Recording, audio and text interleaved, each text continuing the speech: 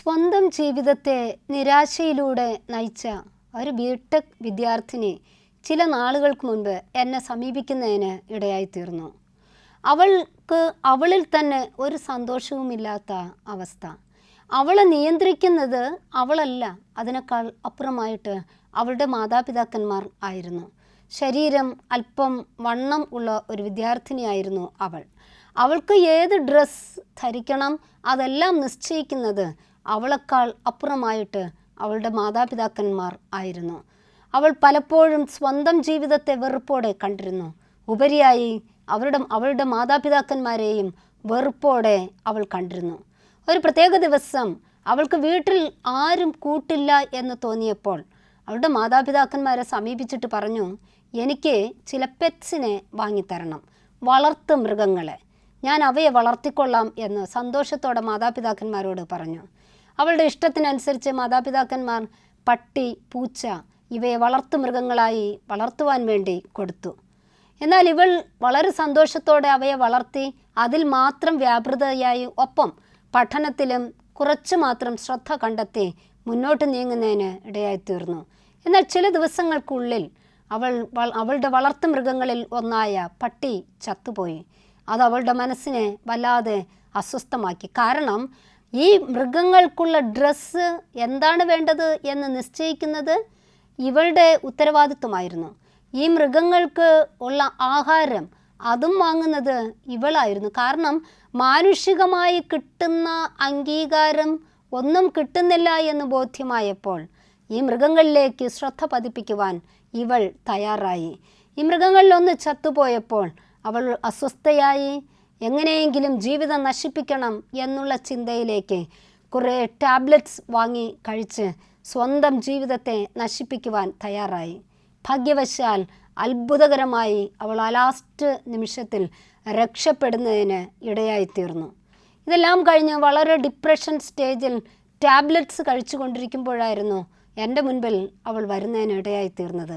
അവളുടെ ജീവിതത്തിലെ പല വശങ്ങളെക്കുറിച്ച് കേൾക്കുന്നതിന് ഇടയായിത്തീർന്നു. അവൾ പറഞ്ഞു, എൻ്റെ പാരൻസിന് ഇഷ്ടമില്ല എങ്കിൽ, എന്നെ ആർക്കും വേണ്ട എങ്കിൽ, എനിക്ക് എൻ്റേതായ സ്വാതന്ത്ര്യം കൈവരിക്കുവാൻ കഴിഞ്ഞില്ല എങ്കിൽ ഈ ജീവിതം കൊണ്ട് എന്തർത്ഥമാണ് ഉള്ളത്? ഞാൻ എന്തിനാണ് ഈ ലോകത്തിൽ ജീവിക്കേണ്ടത്? വളരെ നിരാശയുടെ അനുഭവത്തിൽ, ആരും സഹായിക്കാൻ ഇല്ല എന്നുള്ള മനോഭാവത്തിൽ, എന്തിന് ജീവിതം എന്നുള്ള ഒരു ചോദ്യചിഹ്നത്തോടെ സമീപിക്കുമ്പോൾ തികഞ്ഞ ആത്മവിശ്വാസം ഉള്ളവളാക്കി തീർക്കുവാനുള്ള ഒരു ശ്രമം ഞാൻ നടത്തി. മാത്രവുമല്ല, അതിനോടനുബന്ധിച്ച് തികഞ്ഞ ദൈവവിശ്വാസത്തിന് ഉടമയാക്കി തീർക്കുവാനും ശ്രമിച്ചു. ക്രമേണ അവളെക്കുറിച്ച് ഒരു ബോധ്യവും ഉള്ളവളായിത്തീർന്നു.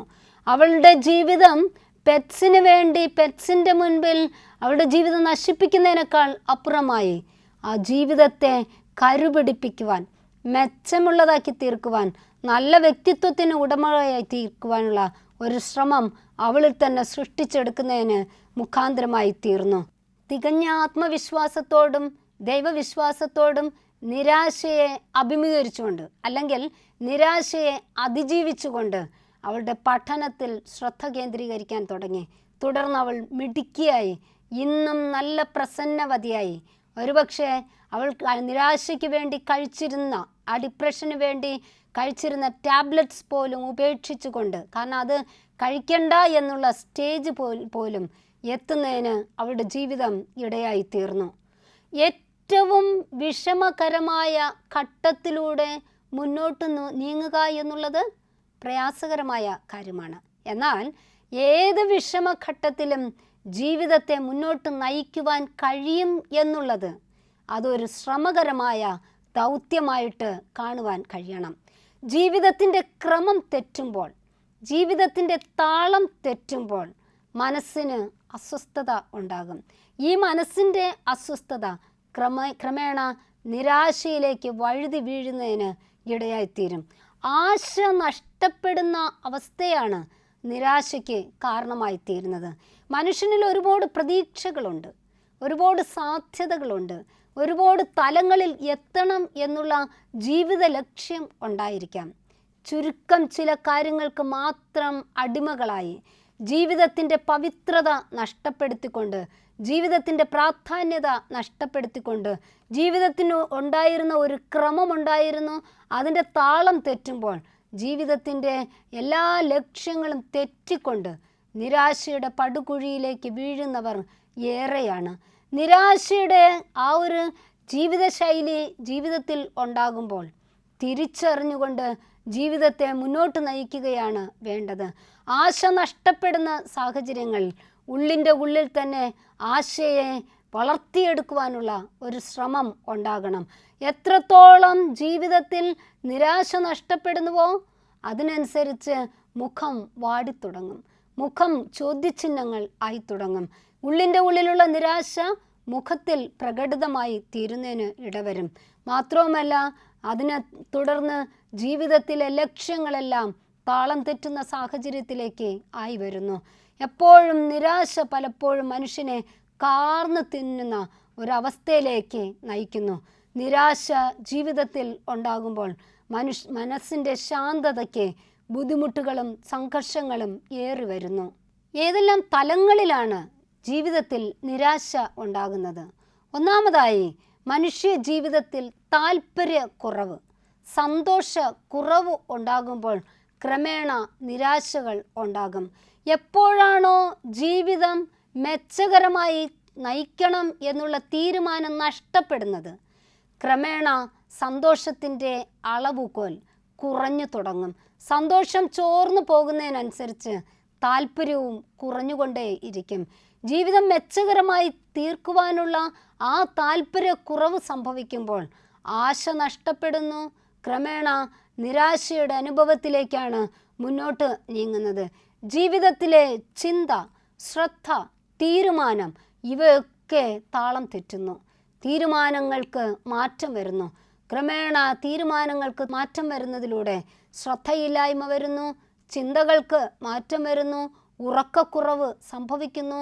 എല്ലാ തലങ്ങളിലും മനുഷ്യ മനസ്സിൻ്റെ എല്ലാ തലങ്ങളിലും ഈ ഒരു താല്പര്യക്കുറവ്, ജീവിത ലക്ഷ്യത്തിൻ്റെ അഭാവം ഭരിക്കുകയും തുടർന്ന് മനുഷ്യനെ നിരാശയിലേക്ക് തള്ളിവിടുകയുമാണ് ചെയ്യുന്നത്. രണ്ടാമതായി, വിലയില്ല എന്നുള്ള തോന്നൽ. മനുഷ്യജീവൻ വിലപ്പെട്ടതാണ്.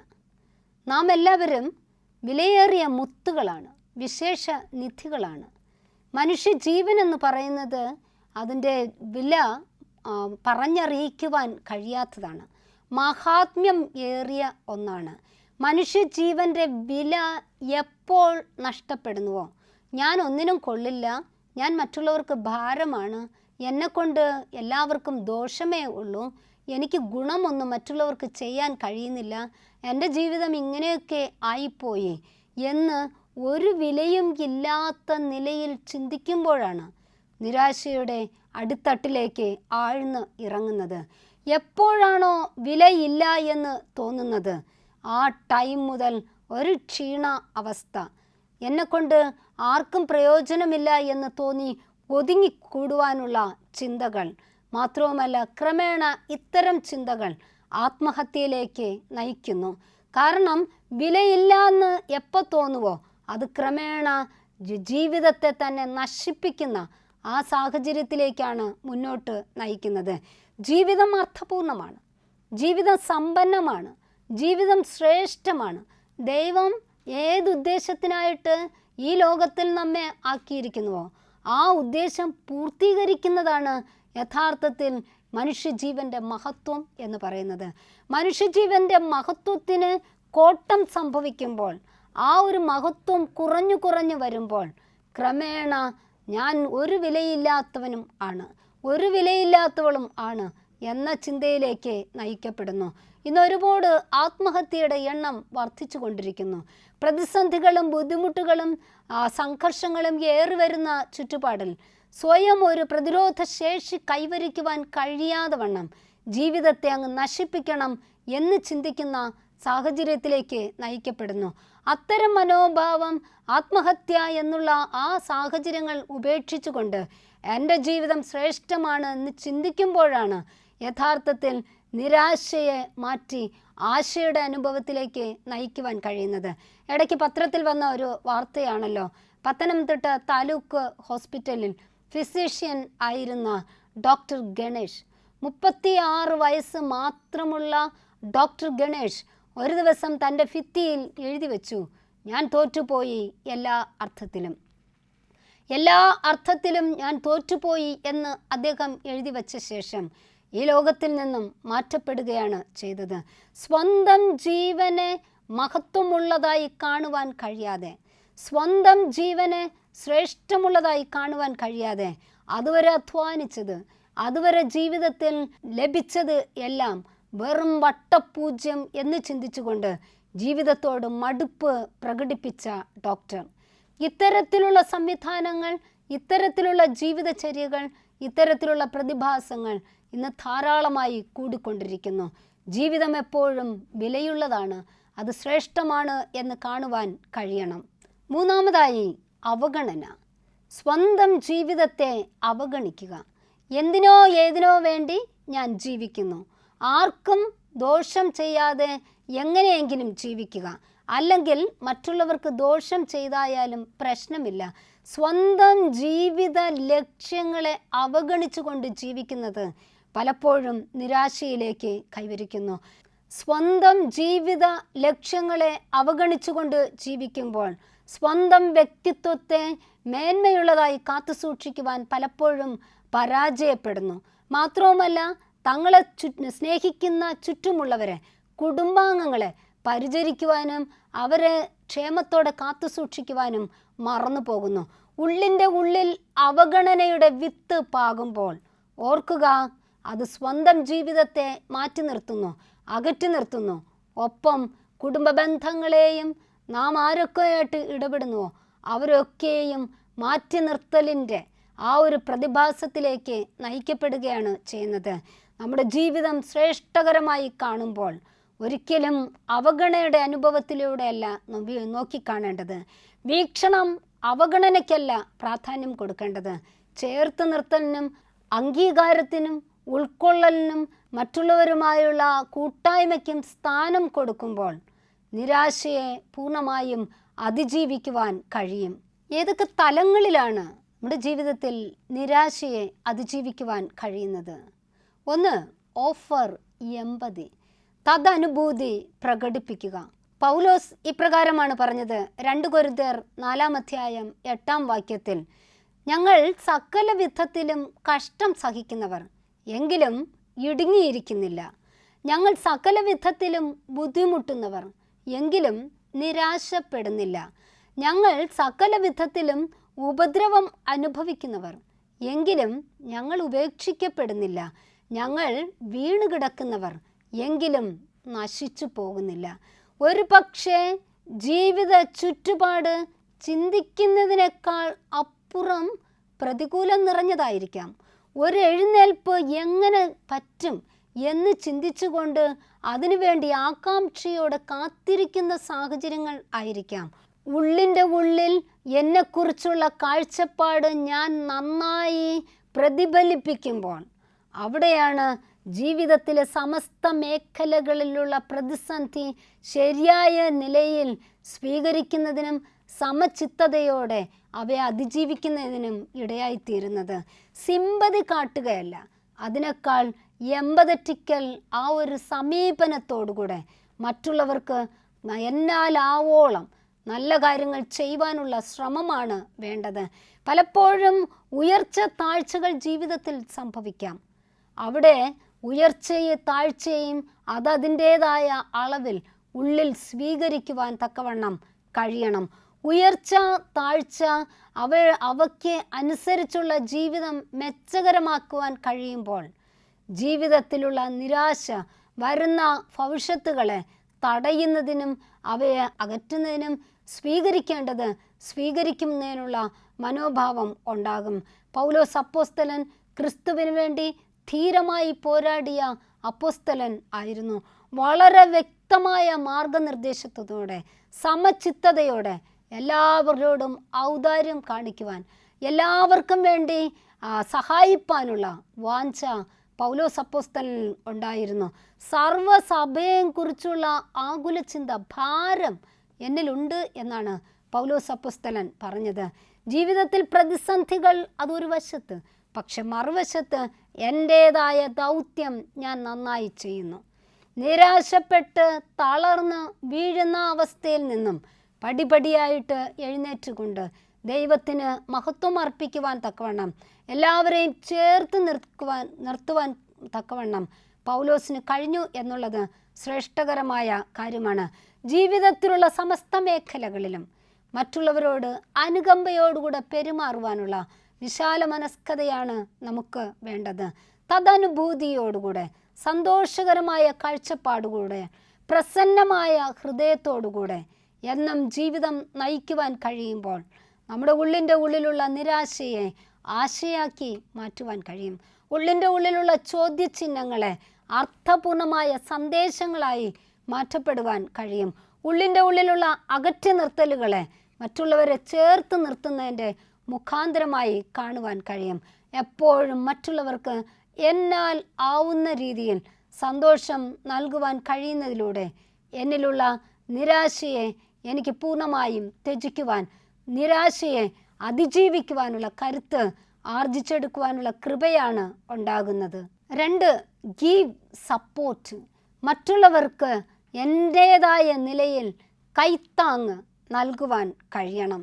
എന്നെക്കുറിച്ചുള്ള ദൈവിക പദ്ധതി പൂർണ്ണമായും മനസ്സിലാക്കുവാൻ എനിക്ക് കഴിയുമ്പോൾ മറ്റുള്ളവരെ കൈത്താങ്ങുവാൻ, മറ്റുള്ളവരുടെ ജീവിതത്തെ മെച്ചകരമായ നിലയിൽ നയിക്കുവാൻ കഴിയും.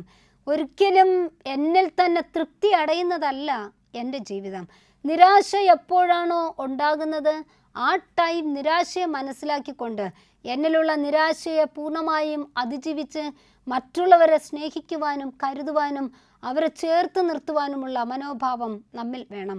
പലപ്പോഴും ഇന്നിൻ്റെ ചുറ്റുപാടിൽ ഒരുപാട് പേർ വേദന അനുഭവിക്കുന്നവരാണ്, ഭാരം ചുമക്കുന്നവരാണ്, നിരാശയുടെ ആഴങ്ങളിലേക്ക് ഇറങ്ങിച്ചെല്ലുന്നവരാണ്.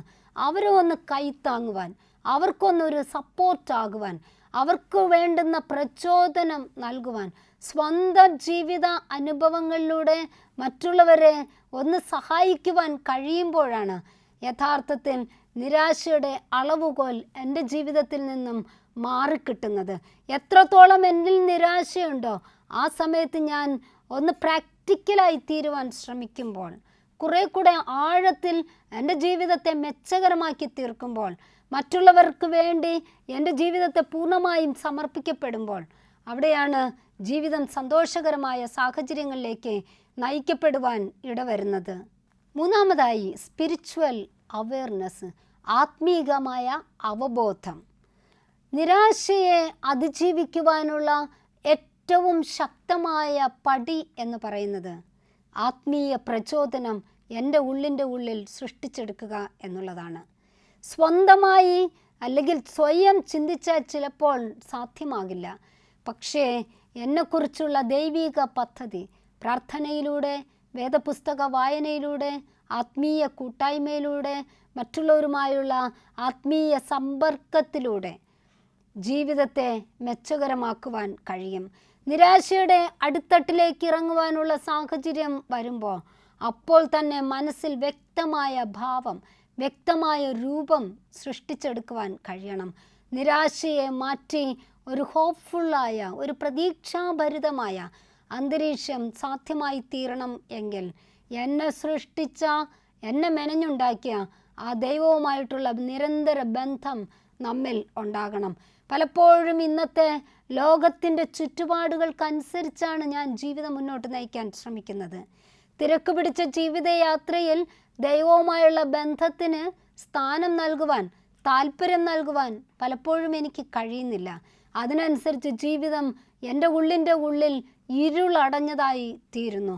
എന്നാൽ ജീവിതം എൻ്റെ ഉള്ളിൻ്റെ ഉള്ളിൽ വെളിച്ചമുള്ളതായി തീരണം എങ്കിൽ ലോകത്തിൻ്റെ വെളിച്ചമായ ക്രിസ്തുവിനെ സ്വീകരിച്ചുകൊണ്ട്, ലോകത്തിൻ്റെ വെളിച്ചമായ ക്രിസ്തുവിനോട് ചേർന്ന് നിന്നുകൊണ്ട് ജീവിതയാത്ര തുടരുമ്പോഴാണ് സാധ്യമായി തീരുന്നത്. അതുകൊണ്ട് നിരാശ എപ്പോൾ മനസ്സിലുണ്ടാകുമോ ആ സമയത്ത് തന്നോട് തന്നെ പറയുക, ആശ നഷ്ടപ്പെട്ടിട്ടില്ല, ആശ വീണ്ടെടുക്കണം, ആശയ്ക്ക് അതീതമായി പ്രവർത്തിക്കണം. ആശയ്ക്ക് അതീതമായി പ്രവർത്തിക്കുന്ന ദൈവത്തോട് ചേർന്ന് നിൽക്കുവാൻ കഴിയണം. ഈ ഉറച്ച തീരുമാനത്തോടെ ജീവിതം മുന്നോട്ട് നയിക്കുമ്പോൾ നിരാശയുടെ പടികൾ പൂർണ്ണമായും മാറ്റിക്കൊണ്ട് ഉയർച്ചയുടെ പടികൾ, പ്രതീക്ഷയുടെ പടികൾ, വിജയത്തിൻ്റെ പടികൾ ചവിട്ടി ചവിട്ടി ചവിട്ടി മുന്നോട്ട് നീങ്ങുവാൻ കഴിയണം. അതാണ് യഥാർത്ഥത്തിൽ പ്രോഗ്രസ് എന്ന് പറയുന്നത്. അതാണ് യഥാർത്ഥത്തിൽ ഉയർച്ചയുടെ, വിജയത്തിൻ്റെ പടികളായിട്ട് മുന്നോട്ട് നീങ്ങുന്നത്. അങ്ങനെ വരുമ്പോൾ ജീവിതം തകർച്ചയിലേക്കല്ല നീങ്ങുന്നത്, ജീവിതം ഉയർച്ചയിലേക്ക്. എന്തൊക്കെ മനസ്സിൽ സാധ്യമായി തീരണം എന്ന് ചിന്തിച്ചിട്ടുണ്ടോ, അത്തരം കാര്യങ്ങളിലേക്ക് മുന്നേറുവാനുള്ള ആ ഒരു ത്വര നമ്മുടെ ഉള്ളിൻ്റെ ഉള്ളിൽ നേടിയെടുക്കുവാൻ കഴിയും. ദൈവത്തിന് സ്ഥാനം നൽകിക്കൊണ്ട് സന്തോഷത്തോടുകൂടെ മെച്ചകരമായ ജീവിതം നയിക്കുവാൻ നമുക്ക് കഴിയണം. അലൻസ്ബർഗ് 3L റൂൾ ആണ് പറയുന്നത്. 3L റൂളുകളാണ് പറയുന്നത്. ഒന്നാമത്തേത് ലീവ് യുവർ പാസ്റ്റ്, കഴിഞ്ഞ കാലത്തെ ഉപേക്ഷിക്കുക. രണ്ടാമത്തേത് ലവ് യുവർ പ്രസൻറ്റ്, ഇന്നത്തെ കാലത്തെ സ്നേഹിക്കുക. മൂന്നാമത്തെ എൽ എന്ന് പറയുന്നത് look forward to your future, കഴിഞ്ഞ കാലത്തിലൂടെ ഉള്ള കാര്യങ്ങൾ എന്തൊക്കെ പഠിക്കാനുണ്ടോ അതൊക്കെ പഠിച്ചുകൊണ്ട് മുന്നോട്ട് നീങ്ങുക. ഉപേക്ഷിക്കുവാൻ തയ്യാറായില്ല എങ്കിൽ ഇന്നെന്നുള്ള യാഥാർത്ഥ്യത്തെ എനിക്ക് സ്നേഹിക്കുവാൻ കഴിയില്ല. ഒരുപാട് തിക്താനുഭവങ്ങൾ കഴിഞ്ഞ കാലത്തിൽ ഉണ്ടായിരിക്കാം, ഒരുപാട് മോശമായ കാര്യങ്ങൾ സംഭവിച്ചിരിക്കാം, ഒരുപാട് ഞാൻ ചെയ്യണ്ട എന്നുള്ള കാര്യങ്ങൾ ചെയ്തു എന്ന് വരാം. പക്ഷേ അവിടെ നിന്നുള്ള ഒരു എഴുന്നേൽപ്പാണ് വേണ്ടത്. കഴിഞ്ഞ കാലത്തെ ഇന്നും മനസ്സിൽ സൂക്ഷിച്ചുകൊണ്ട് അതിന് അടിമകളായി ജീവിക്കുന്നു എങ്കിൽ ഇന്ന് എന്നുള്ള യാഥാർത്ഥ്യത്തെ, ഇന്ന് എനിക്ക് അനുഭവിക്കുവാൻ കഴിയുന്ന മെച്ചകരമായ സാഹചര്യങ്ങളെ എനിക്ക് പൂർണ്ണമായും സ്നേഹിക്കുവാനോ ഉൾക്കൊള്ളുവാനോ കഴിയില്ല. അതുകൊണ്ട് ഒന്ന് ഓർക്കുക, കഴിഞ്ഞകാല ജീവിതാനുഭവങ്ങളെ ഉപേക്ഷിക്കുവാൻ തയ്യാറാകാതെ ഇന്നെന്നുള്ള ജീവിത യാഥാർത്ഥ്യത്തിൽ ഞാൻ മുന്നോട്ട് നീങ്ങുന്നു എങ്കിൽ എനിക്ക് ഇന്നെന്നുള്ള ജീവിത യാഥാർത്ഥ്യത്തിൽ പൂർണ്ണമായുമുള്ള ലക്ഷ്യങ്ങളെ എൻ്റെ ജീവിതത്തിലേക്ക് ചേർത്ത് പിടിക്കുവാൻ കഴിയില്ല. ഉപേക്ഷിക്കേണ്ടതിനെ ഉപേക്ഷിച്ചുകൊണ്ട് ജീവിത പാഠങ്ങൾ പൂർണ്ണമായും ഹൃദിസ്ഥമാക്കിക്കൊണ്ട് ഇന്നെന്നുള്ള ജീവിത യാഥാർത്ഥ്യത്തെ പൂർണ്ണമായും സ്നേഹിക്കുവാൻ കഴിയുക. നാളത്തെ കാര്യങ്ങളിലേക്ക് ഒരു പ്രതീക്ഷയോടുകൂടെ മുന്നേറുക.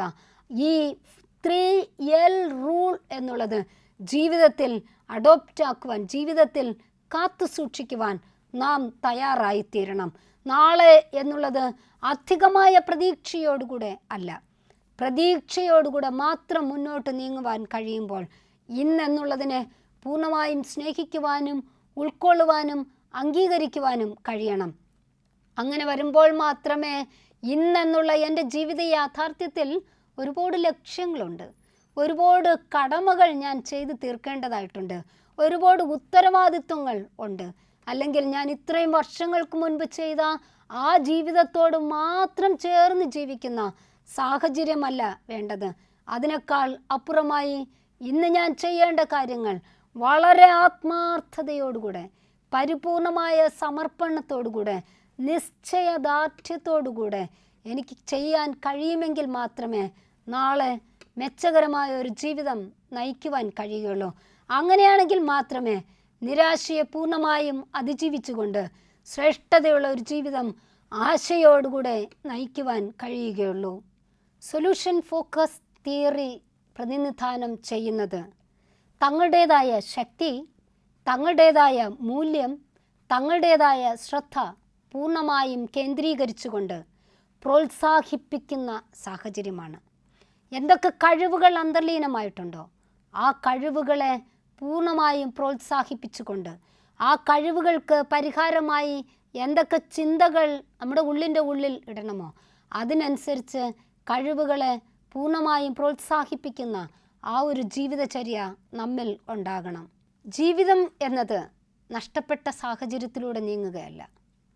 എൻ്റെ ജീവിതം കൊണ്ട് അനേകർക്ക് പ്രയോജനം ഉണ്ടാകണം.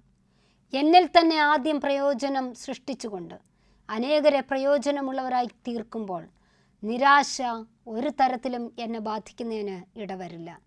നിരാശയുടെ ഓരോ പടികളും എന്നിൽ നിന്ന് പൂർണ്ണമായും ഒഴിവാക്കിക്കൊണ്ട് സന്തോഷത്തിൻ്റെ, ആനന്ദത്തിൻ്റെ, സമൃദ്ധിയുടെ, ഉത്തരവാദിത്വത്തിൻ്റെ ആ ഒരു ലക്ഷ്യത്തിലേക്കുള്ള നീക്കമാണ് എനിക്ക് വേണ്ടത്. ഞാൻ എന്നെ തന്നെ അവഗണിക്കാതെ എൻ്റെ വില പൂർണ്ണമായും മനസ്സിലാക്കിക്കൊണ്ട് അനേകർക്ക് പ്രയോജനകരമായ നല്ല ദൗത്യം ചെയ്യുവാനുള്ള ആ ഒരു സമർപ്പണമാണ് നമുക്ക് ആവശ്യമായിരിക്കുന്നത്. ജീവിത ചുറ്റുപാട് എന്തും ആയിക്കൊള്ളട്ടെ, എല്ലാം നഷ്ടപ്പെട്ട ഒതുക്കപ്പെട്ട സാഹചര്യം ആയിരിക്കാം, അവയിൽ നിന്നുമുള്ള ഒരു എഴുന്നേൽപ്പോടുകൂടെ, ശക്തിയോടുകൂടെ, ഉത്തരവാദിത്വത്തോടുകൂടെ ജീവിതം മുന്നോട്ട് നയിക്കുവാനുള്ള ശ്രമമാണ് നമുക്ക് ആവശ്യം. ആശയെ നമുക്ക് നിരാശയുള്ളതാക്കി തീർക്കാതെ ആശയെ നമുക്ക് പ്രതീക്ഷയുള്ളതാക്കി തീർക്കാം. തീവ്രമായ ജീവിത ലക്ഷ്യത്തോടുകൂടെ എന്നും ജീവിതത്തെ മുന്നോട്ട് നയിക്കുവാൻ ദൈവം സഹായിക്കട്ടെ എന്ന് പ്രാർത്ഥിച്ചുകൊണ്ട് നിർത്തട്ടെ. നന്ദി.